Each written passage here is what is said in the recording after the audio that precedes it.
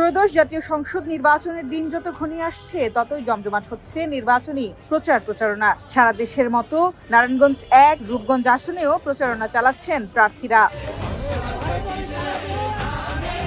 বৃহস্পতিবার বিকেলে কায়েতপাড়া ইউনিয়নের নাউরা এলাকায় প্রচারণা চালান ছাত্রদলের নেতাকর্মীরা। এ সময় বিভিন্ন পাড়া মহল্লার অলিতে গলিতে ভোটারদের দুয়ারে গিয়ে মুস্তাফিজুর রহমান ভূঁইয়ার ধানের শীষের পক্ষে ভোট চান তারা। নাউরা এলাকার বিভিন্ন পাড়া মহল্লা ও অলিতে গলিতে গিয়ে ভোটারদের সঙ্গে কথা বলেন নেতাকর্মীরা। এ সময় তারা বিএনপির চেয়ারম্যান তারেক রহমানের দেওয়া ৩১ দফা বাস্তবায়ন সহ নানা ধরনের সমস্যার সমাধান ও উন্নয়নমূলক কাজ করার প্রতিশ্রুতি দেন। ভোটাররাও ধানের শীষের প্রতীকে ভোট দেবেন বলে নেতাকর্মীদের প্রতিশ্রুতি দেন।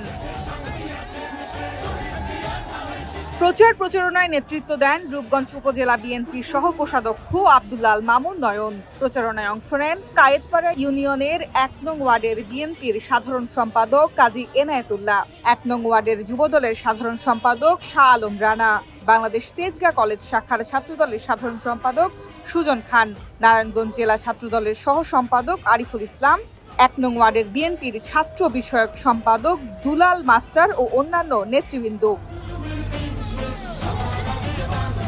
H M Itu, green news, Dhaka.